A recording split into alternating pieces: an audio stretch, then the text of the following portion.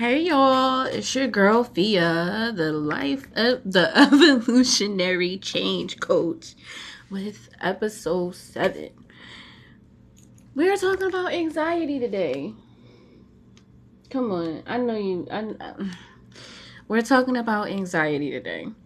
And anxiety goes along with abuse. And this is gonna help you also weigh out your options as well as help you with your pros and cons list as far as, who you may need to, evaluate in your circle, your friends, your family, all those things because um as we all know, abuse, can also trigger anxiety. And actually, anxiety is it is actually a normal feeling and a normal response. And a lot of people like myself that has had anxiety issues and is still actually, struggle with some of them now still. We did believe, or that we do think, that it's a problem or that it's not normal, and actually it is. There is nobody on this earth that does not have that doesn't feel anxious at some point of their life or at some point throughout their day. You know, being and having anxiety doesn't have to just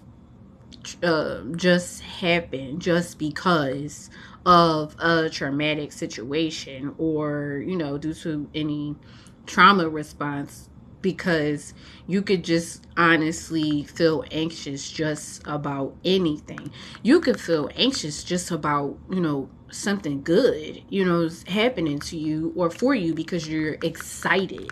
That can cause anxiety as well, being excited for something, or being fearful. Or anxiety can include feeling scared of being not in control of yourself or a situation or just with life, because life is very unpredictable and we see that every day. Just watching the news can put you in a fear-based mindset where you are feeling anxious all the time. Because listen, I have that Newsbreak app and I got the Citizens app. So let me tell you, I get anxious just in general. You know what I'm saying? Just looking at it, because it's a lot of things that's going on. Things have been happening forever. However, things is just at a very all-time high of what is going on that we see every day. So there's not one person that doesn't feel anxious. The same people that may try to ridicule you because you're anxious about something or due to your anxiety issues or how you respond to anxiety have actually felt a level of anxiety themselves. It's the same with, insecurity. There's not a person on this earth that has not felt insecure about themselves or anything going on in their life, because they absolutely have. Um, you know, if you actually watch episode 6 that is about abuse, I actually talk about my anxiety, some of the anxiety issues that I've actually had, some of the things that I've exhibited that contribute to anxiety, or anything that I feel anxious about, or that I've actually done due to the fact of me feeling anxious. Sometimes I bite my lip. Sometimes I pull at my lip, pull at the skin on my lip. I'm not really a nail biter, but my daughter is, my son is, see, there's levels to that too, because some people literally bite to the skin, and don't even feel it, because it's like at some point you get accustomed to it and it becomes habit. You know, we are people of habit, meaning certain things are like second nature to you. Like if you do them on a constant basis, or something that you consistently have done, it's not going to cross your mind to do it. It's going to be second nature to you, meaning ain't nobody gonna tell you how to do it, or so it will actually take a long time for you to unlearn a lot of those things. um OCD and having ADHD, I have that. So like, I'm a person that, I have to check my locks, 1,000 times a day. If I don't, it's like, it's not so much that it will like cause a panic, but it can, because it'll either, if it's not going to cause me to maybe just not really panic, because I'm not really like a super scary person, but I'm very alert and I'm very like aware of a lot of things. So I'm always on high alert about any and everything.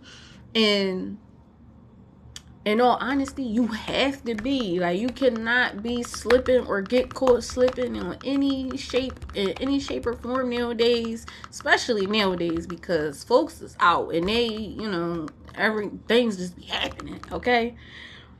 But that's just something that we don't talk about enough, that people don't feel that having anxiety is normal, when it is.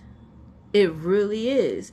um you can, like I said, your anxiety can be triggered from abuse, or just people that um that use their authority or their title of authority in a way to control, or not, yeah, or to be in control of a situation or a person, or just their life. They try to be in control of their life, and they, in all honesty, you can't really be in control of your life. Like, yes, you are the person that make the choices in your life, meaning, you make the decisions, and you're the one that's moving and grooving and going about your actual life.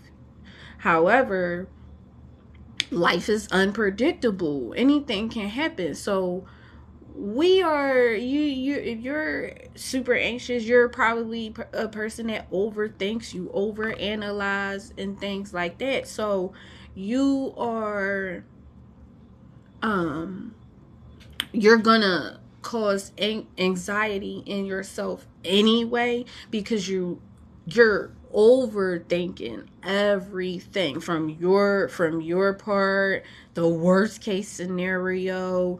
And sometimes it does not help that they have a lot of movies and TV shows that actually causes that hysteria, or you see how they create mass hysteria using the news, social media, all of that. And that also causes anxiety.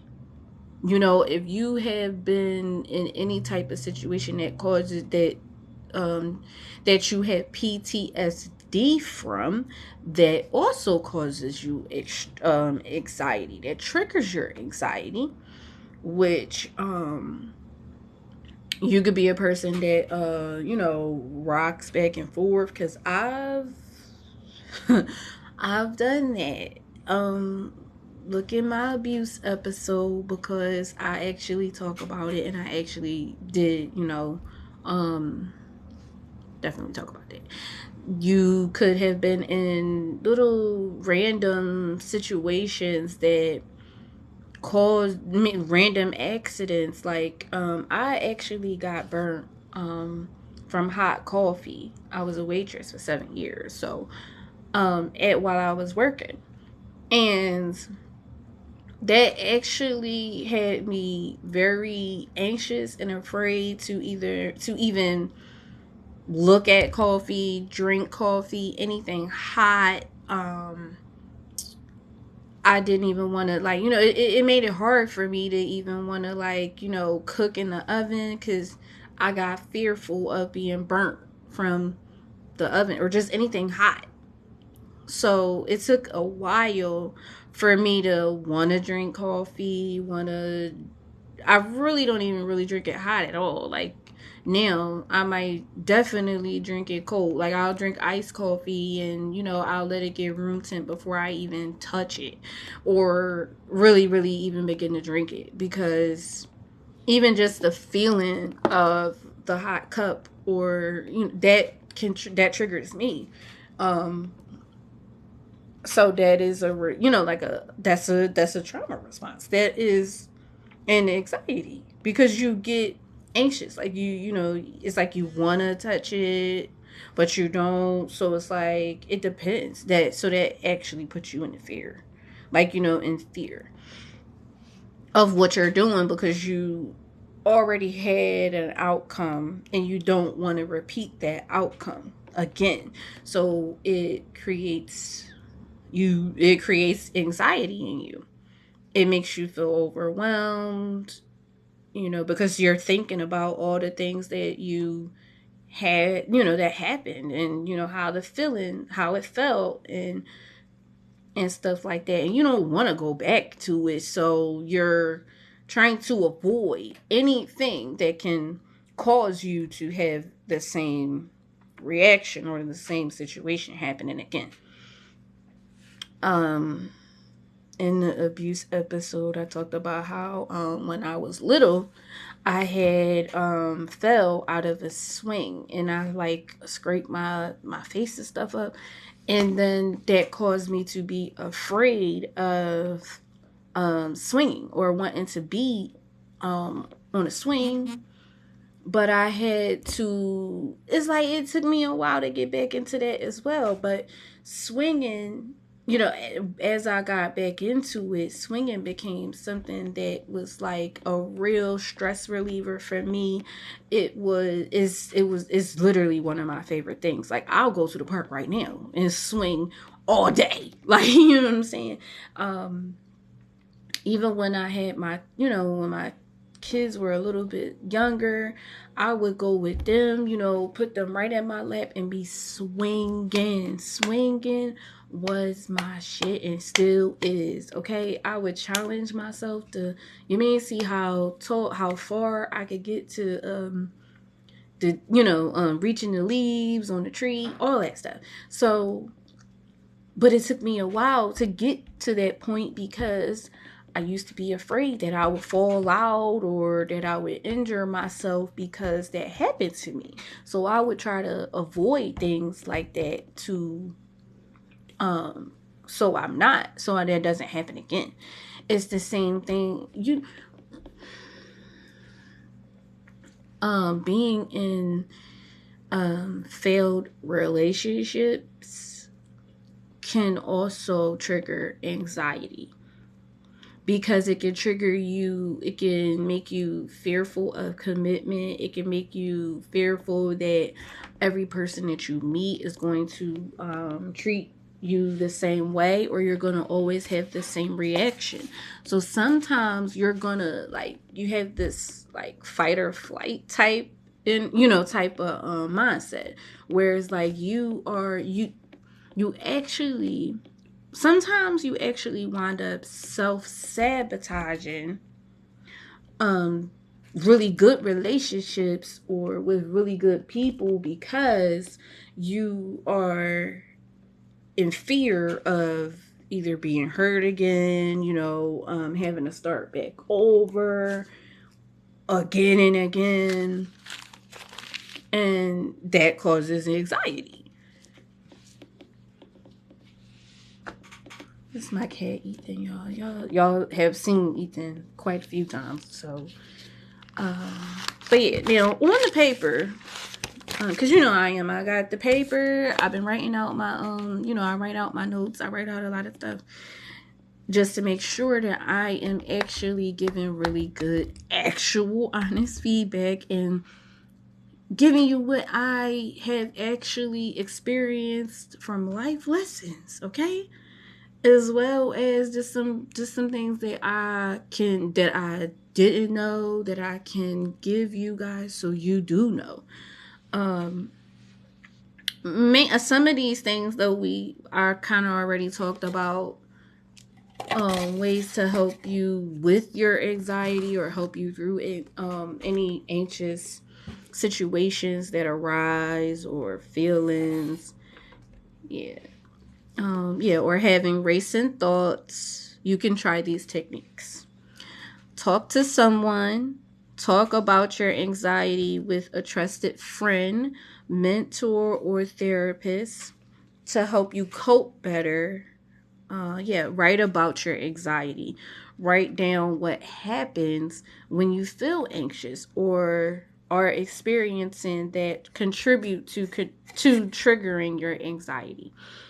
I always say in every video, make sure you got a notebook or a little them little sticky notes, post-it notes, stuff like that, because they're good to have because you're gonna always need to write things down. You're always gonna have to write things down. Stop. You're always gonna have to write things down. Um Practice meditation. Meditating can help you focus on the present to either help you figure out what is causing your anxiety or how to help you through your anxiety better. So you can, yeah, so you can find your solution as well. Try breathing exercises to help you find peace and calm and to reground yourself, recenter yourself, and to bring it back down. Like my youngest son is a little prone to having tantrums a lot, and that is one of the things that we have taught him and that we work with him on is him breathing, to breathe in and out for him to calm himself down. We use him either counting or counting backwards. I also actually teach my kids meditation and all that as well. And I actually do, well, I was doing yoga with my kids. I'm not going to sit here and say that I've been doing it as of lately, but I did actually start a routine for us. But, once school get in the way and schedules and all that stuff, it gets a little hard to stay on task and to stay on routine and stay on schedule. But we're going to work on getting that back on track, though, because we definitely can use it. Exercise, keeping yourself active, improves. Keeping yourself active keeps your mind at peace. And it also keeps your mind from running a mile a minute and rambling and keeps your mind from jumping from idea to idea, problem to problem, what you actually have to do throughout your day. All those things can actually cause anxiety too. Like if you have a to-do list and you didn't get through your to-do list, exercising will keep you active. It'll keep your mind focused on one task at a time. And dietary options as well as changing how you eat, changing what you drink, changing the things that you absorb, what you watch, what you listen to, what you act, who you're talking to, who you're around, all of those things play a part. They really do play a part, and they really do matter. Doing yoga and drinking tea, staying away from things such as drugs and alcohol. I do smoke weed here and there socially, and I drink socially too. Like when I go out to eat, you know what I'm saying? I'm going to drink me a drink, okay? I'm gonna drink me a drink. But I have limits and in self-control. Sometimes it can be hard to maintain though when you are overwhelmed and when you just have a lot going on in your life is in general. So it can be hard to either limit yourself sometimes, or if you're somebody that is already going through, recovery and rehab from any, addictions, you can get anxious either being in those type of scenarios or being around people that are not doing that. So that helps you as well. That is something that you need to evaluate. That is something that you need to look into. That was episode 4, evaluating your friends, your family, your hobbies. When you are in recovery and rehab and recovering from any addiction or anything like that, um, it is very important to be mindful of the people that are around you and what they are currently doing and how they actually benefit to you and what you're doing, because it can be hard. You could think it's going to be easy, you know what I'm saying, just because you want to stop doing what you're doing and all that. You have to understand that it is people out here that they want to see you doing good, but they don't want to see you doing better than them. And you have to understand that it is also people out here um that help you just to say that they helped you instead of genuinely wanting to actually be there to help you. So there is a difference, and you really do have to be careful, and you got to be mindful of literally the company you keep. The company you keep, because it can actually make or break you. It could cause you to relapse. It could cause you to, react in ways that you are trying to actually change from. And sometimes that is actually what the people want. What some people want out of you. They want you to go back to the old you, or to be stuck in those that lifestyle, and you're trying to desperately get out of it. Being overwhelmed, burnt out, and constantly running, constantly helping, constantly being there for any and everybody, and just doing your daily, day to day, can really burn you out and cause you to, really be overwhelmed. So that's going to cause anxiety as well. Um, Having panic attacks and falling out and blacking out is not the only way to have an anxiety issue or an anxiety problem. That's not the only way. That's not the only thing. Yeah, anxiety is a normal response to any feelings towards imminent danger or just dangerous scenarios that has happened or can happen or pose an actual threat. But it can actually impact your life. Sometimes overcoming your anxiety involves facing your fears and taking risks and coming out of your comfort zone, which you can be afraid of, and that also is going to cause anxiety. Um, Anxiety can cause you to have fears of being social in social settings, and that can trigger your anxiety as well. If you're not a real real social person, or if you are somebody that can read a room and you're like super empathetic and all those types of things, you are going to be a lot more prone to being more reclusive and more introverted and not really wanting to be in super crowded places or a lot of social settings. You can be, there can be people at these functions or social settings that trigger you in general, that has abused you in any way, that has made you feel uncomfortable in any way. Um, those are all signs that you either don't need to be in that social setting, but that does not mean that you need to cut yourself off completely from being social. And that sometimes is what caused a lot of us to be more distant and more loners, because we wind up cutting ourselves off, which is a level of self sabotage as well. A lot of times it's just an effect that we get from traumatic experiences that came from abuse, addictions, trusting the wrong people.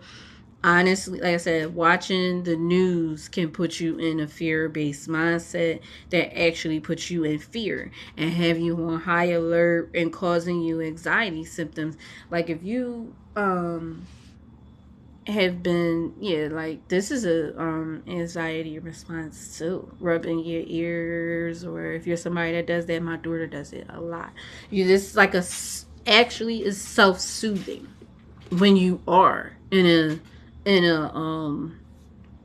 when you are in a situation, or when you are around people or anything that cause you to feel anxious, you're going to do this to self soothe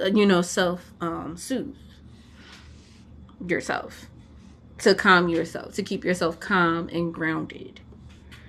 So yeah, so a lot of the things that we talk about or that I have listed, and I always talk about and give y'all tips and ways to help you ease your anxiety issues. None of this is going to start immediately.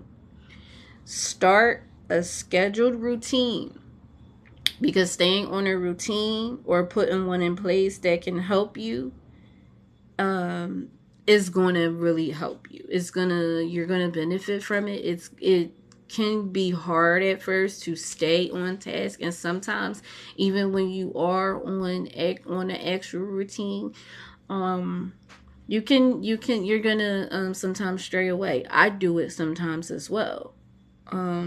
Yeah, it can be hard to stay on task though, just because you got regular everyday life. You know what I'm saying? Everyday regular.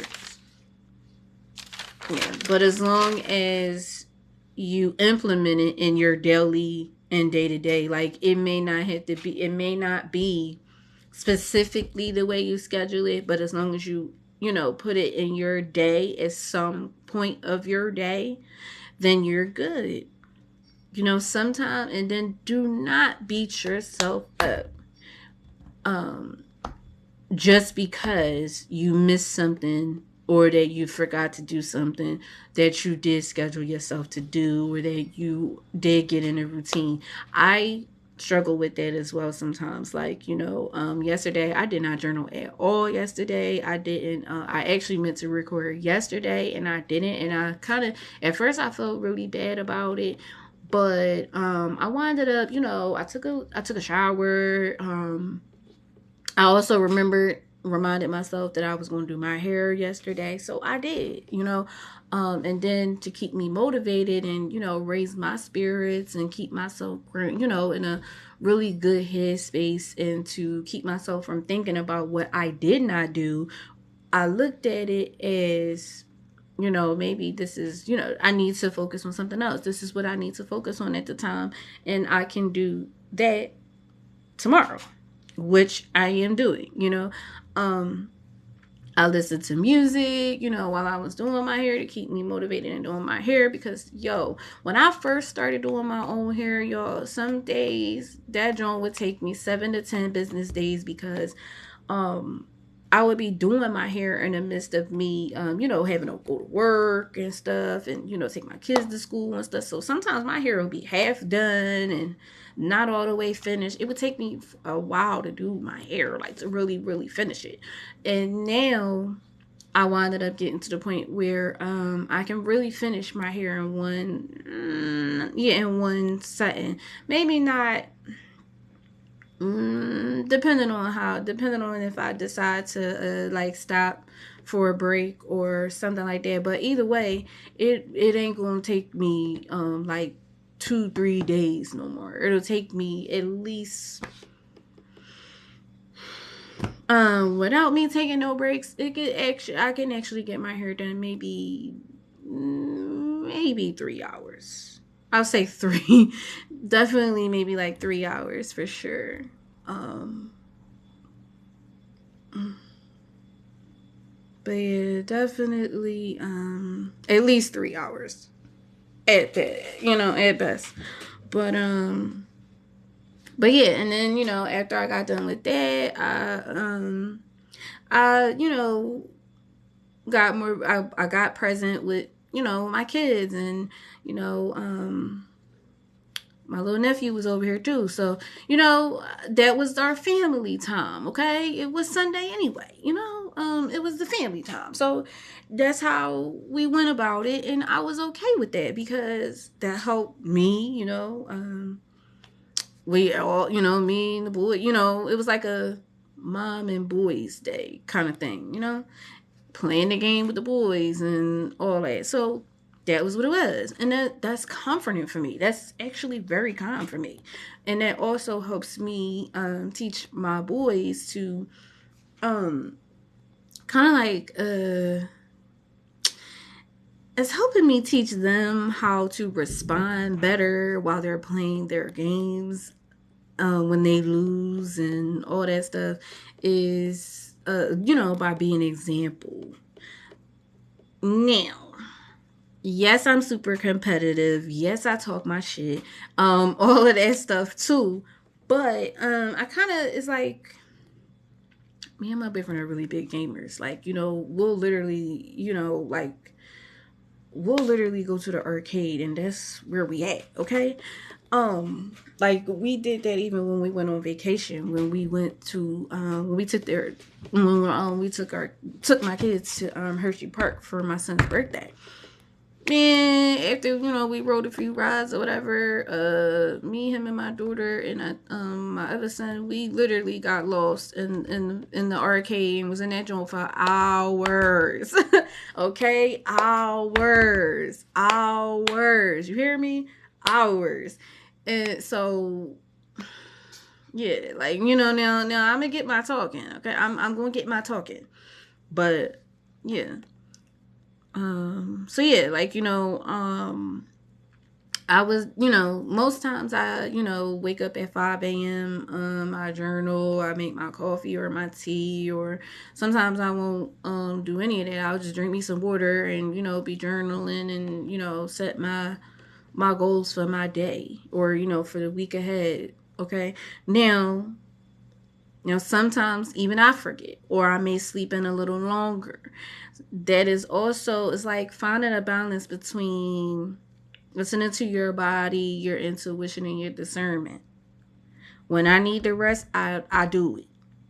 You know what I'm saying? I take heed. And sometimes there's those moments when I push through it because it could be something that's distracting me from something that I genuinely need to be doing, that I'm supposed to be doing to keep me on track and to keep me focused.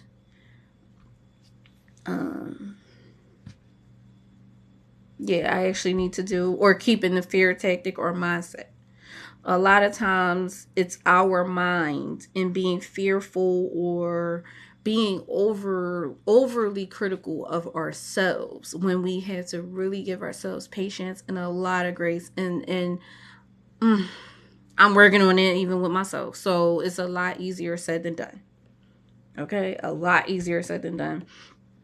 The way we think. Yeah, and the way we think, especially if you are an overthinker and an overanalyst, a lot of times we put ourselves in an anxious setting because we're constantly thinking and thinking and thinking and thinking.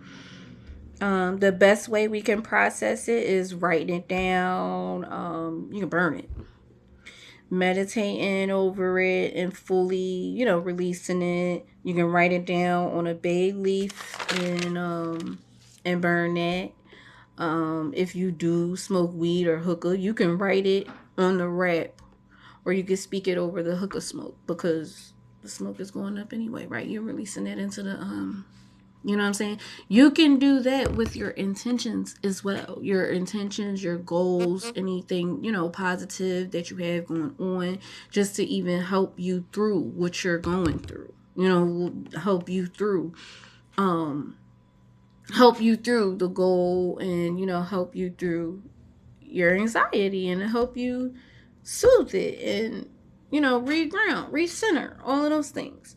That helps you as well. You can put that out into the universe as well. What you put out, you get back. So you got to be careful about what you're saying, what you're doing, how you living. You know what I'm saying? How you speak about other people. How you thinking about other people. That is why that is why I say you gotta be careful with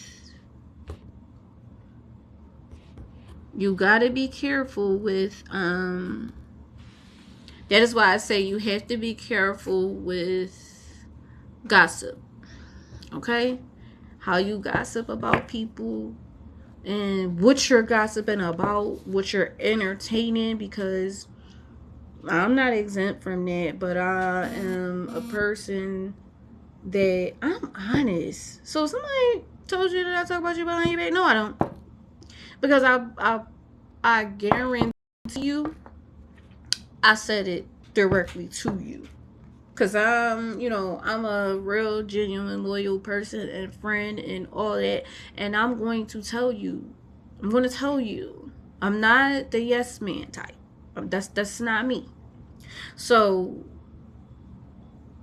and then that's take that how you want to take it. Grief. Well, yeah, grief. How you grieve anything traumatic or hurtful, or anything that caused or causes a hindrance or shift in your feelings, or how you think, or even how you can do for yourself, is different for everybody. The time frame as well, because no one truly tells you that there is no time limit on grief. Okay, grieving in a grieving process, you could be grieving anything. People don't tell you that either. You don't have to just grieve over the loss of a person, over like a relative or close friend or anything like that. You can actually grieve over the people that you're cut off, or over any breakup. You could be grieving over the loss of a job, the loss of yourself.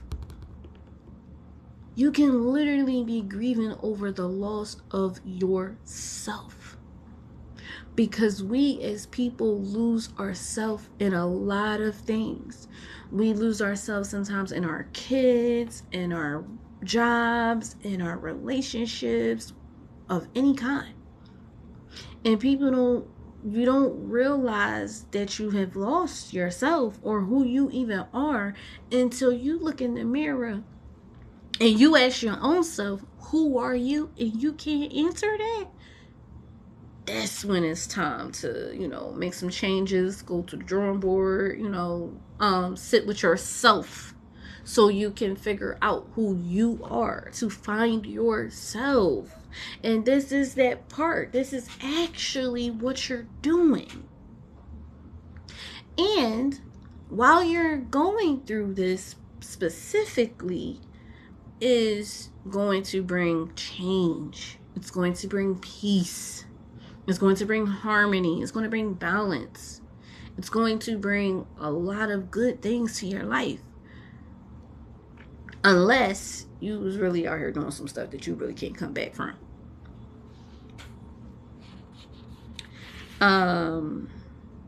Yes. And for some people, it never gets easier. You just learn to either suppress the feelings and thoughts, and you cope. And some people go on autopilot, which is like which is actually a lot more damaging than people think or perceive it to be. How you grieve anything comes from the support or how you are treated, as well as the lack thereof. Like if you ain't got no, support or the right support around you, grieving anything or doing any kind of change or making any kind of changes is really gonna, it can make you, it can break you, it can cause you to, grow stronger, or it can just make your time, your healing time, and your grieving process a lot longer, which is okay because you don't need to rush. That's another thing. You don't need to rush your grieving. You don't need to rush how you grieve. um you don't need to rush your changing, how you're changing. You don't need to rush. You don't need to do that for anybody. You don't need to do that for anybody because it ain't going to happen overnight anyway. It don't matter how much you try to rush it, how much you try to half-ass it, none of that. It's not going to happen overnight anyway. It's not. I don't know what's going on with my phone today though, but it is what it is because it's like slowing down my like my lips. It's not matching up with how I'm actually talking and what I'm actually saying. So do with that what you will. But yes. Yeah, your support system that can damage you, and it's never a good outcome. And you shouldn't ever be around people you need. Wait a minute. Oh, it shouldn't ever be people you need. What the hell? Oh, having negative people around you or anybody that triggers you in any way, in a negative way, you shouldn't be around. And you don't need to be around during any changing, healing, evolving, or grieving, because it's never going to be a good outcome. It's not going to be a good outcome. Like you're going to change parts of yourself. You're going to heal parts of yourself, but it's not going to be a complete and a full, and you're not going to get the full thing that you need out of it. Grief is hard and difficult to heal from because you truly never get over the loss, whether it be a loved one, a friend, or even grieving your life. But that's the thing. When you're going through, when you're trying to find yourself, you're going to actually get over a lot of things. But it's like you're going to get over it. You're going to move past it, but you're not going to forget it. You're not going to forget it. It becomes a part of you. It's a part of you because it happened to you. Yeah, a past situation or letting go of people, places, and things, allowing yourself to feel every emotion that comes from the pain of losing something. People never realize how things we hold dear and near to us actually has an impact on us or them. I know that it will be hard to not want to give up, especially when you do not have a good support system or good people that are backing you behind what you're doing and what you're trying to do. When you feel like you want to give up and stop, and stop any part of this journey, do not do it. Don't do it. Don't do it because that's what they want you to do. Don't do it. Don't do it. Reach out to a therapist, anybody that can really help you and help you rebalance and reground and recenter yourself to get yourself back on track. Addictions, drugs and alcohol isn't the only forms and types of addictions. There's food, sugar, sex, money, and even addictions to technology. Detoxing and letting go of any addiction is hard. You can be addicted to people. People don't know that. You can be addicted to people. People. People. And you can be addicted to helping people too. Not everybody gets addicted to things willingly. Sometimes it comes from trusting the wrong people. Having addictions can even be a generational thing and not something you were even aware of. We can pick up behaviors and mannerisms because of it being genetic. You ain't even got to be around somebody to actually pick up or inherit their behaviors, their traits, and any generational things. Insecurity, anxiety can cause insecurity, and insecurities can cause anxiety. How strong and confident you are about yourself says a lot about who you are. If you are not secure within, which goes hand in hand with self esteem and being self aware, everybody has something they are insecure about. You do not have to be embarrassed or ashamed about being insecure about anything. I guarantee you, your biggest bully and critic is mostly more insecure than you. And it also has a lot to say about them than it does you. A lot of times people project their trauma, their unhealed wounds, or their own insecurities and anxieties and, control problems and issues onto you. But yeah, onto you, meaning it don't even have nothing to do with you. They're just projecting their own things onto you. The things they mock or joke about you is actually what they don't like about themselves, or that they can't do those things, or that they don't know how to do them. And instead of them asking, or asking how to do this, or how do you get through this, or can you help me get through this or get past this, they don't do that. That also is due to ego, pride, age. We see it all the time. A lot of our elders feel like because they're older than us that they can't learn from us. And that is actually, that's it. That's not a really good coping mechanism, and it's actually self-sabotaging.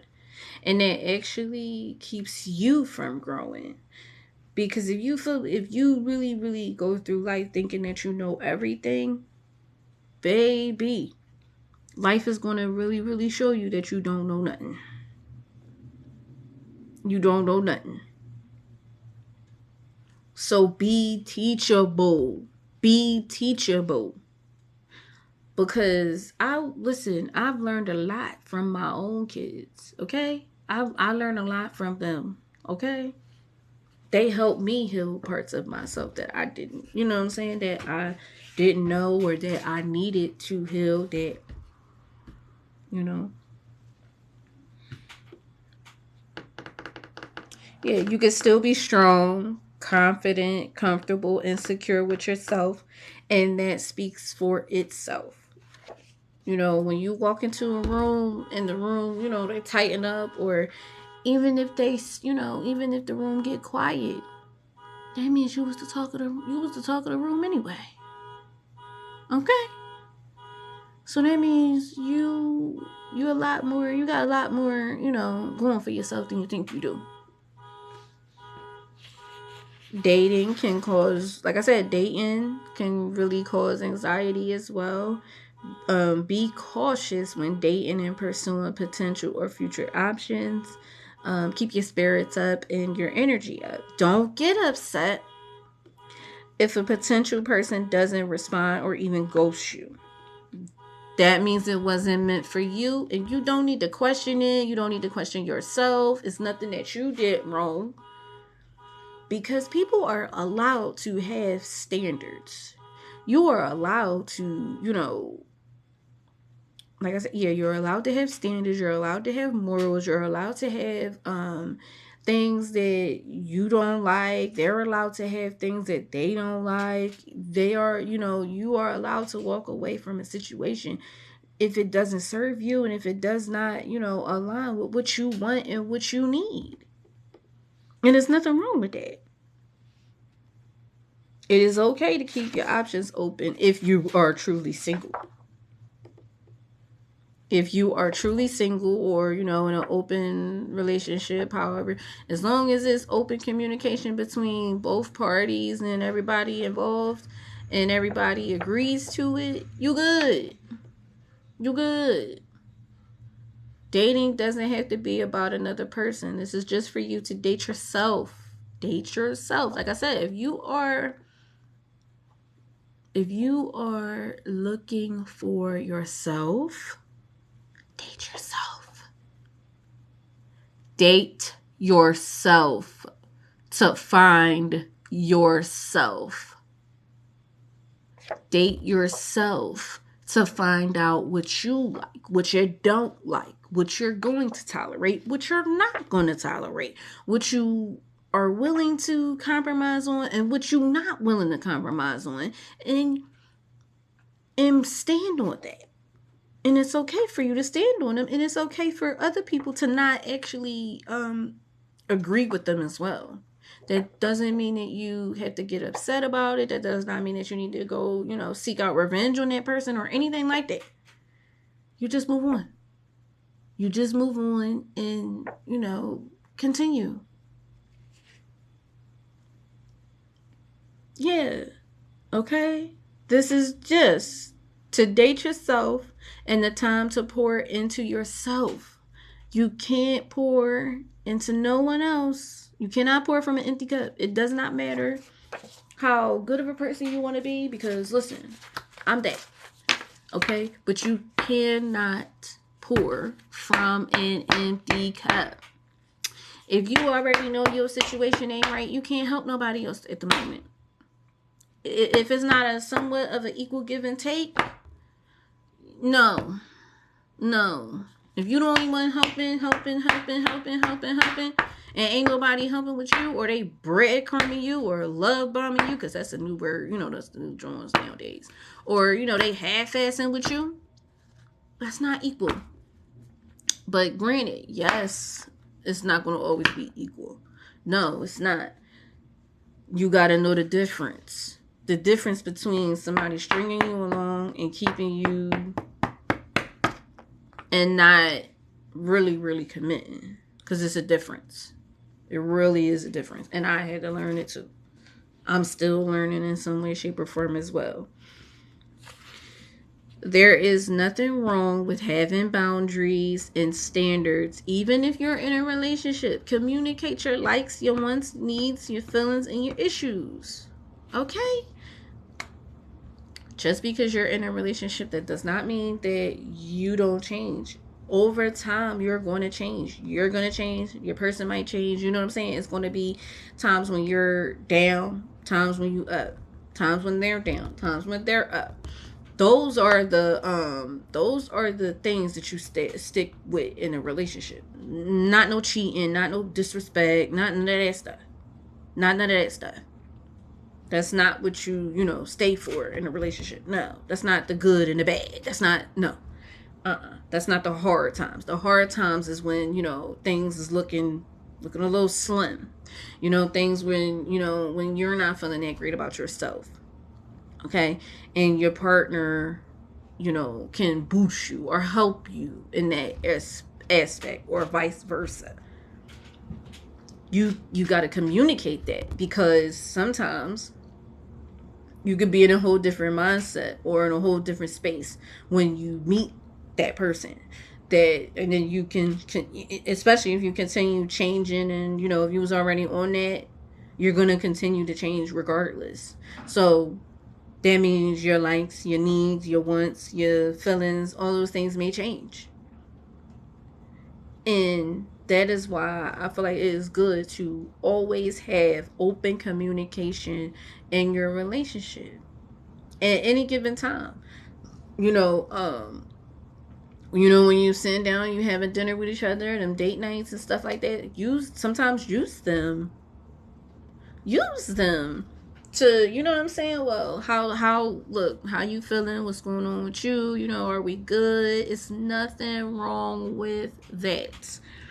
People try to make it seem like that's bad to, ask, or to ask your person, or vice versa. Oh, well, what's up? Where we at? What's going on? Are we still here? Are we still good? What's the situation? There's nothing wrong with that. There's nothing wrong with that. Even if you are married, there is nothing wrong with that, because listen, every day we wake up is a new emotion, a new thing, a new whatever, right? You can wake up and change. You know what I'm saying? We see that every day, all the time. You could wake up and your feelings is different. Okay? And there's nothing wrong with that. But when you have open, honest communication, and you can compromise or work through the issue or the goal or whatever, or the obstacle in between or whatever, even if it's not, you should be able to talk about those things, so you can separate on a good, easy, you know what I'm saying, positive note, where that person can live their life and this other person can live their life without there being no interference, no cheating, no nobody's being hurt. But people don't like to be honest. They don't like to be honest. They just be, going into things. They already know they in a relationship. They already know they doing this and they already doing that. And then everybody, you know what I'm saying? Then people's feelings get hurt. That's how people's feelings get hurt.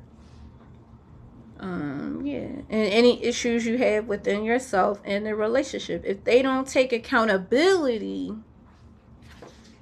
and listen and attempt to fix the issues or support your thoughts and just hear you, not to just respond, hear you, to listen and to comprehend and to understand where you're coming from, understand your perspective, understand your mindset, understand your whatever you got going on. You will have to give it time, though, because changes are hard to make, and you will need to have patience. Patience is needed long term for any changes, whether that's with yourself, your relationship, as long as you already, as long as you feel like those specific friendships or relationships or whatever can actually be worked on. If you already know this person been doing you dirty and all of that, and y'all already been having issues, this person is constantly cheating, whatever the case may be, you already know you need to leave that person alone. You don't need no patience for that. You don't need nobody to tell you that you need to leave that person. You need to just leave that person. Period. Even if y'all got kids. Yes, it is. Listen, everybody wants. Well, no, not everybody actually wants the family thing and all of that, but that is the main goal for a lot of people. Just because, granted, their relationships don't work, it don't matter. You could be married and all of that. People get divorced all the time. And people like to, throw that in there. Oh, you're not married. This person isn't married. They had this and that going on. So what? So what? You could be married and divorced. It don't matter. It don't matter. It really don't. Coping mechanisms. Establishing boundaries, establishing positive relationships, healthy ways to maintain, keep your peace, stay calm, and how to stay on your path, and how to help you soothe or really help you through your anxiety. I'm not gonna read all of these over, because this is just basically other ways to help you cope. So we already read through that. And yeah, anything that will help you release effectively and in a healthy way. They have so many positive ways and things to help you cope in a healthy way.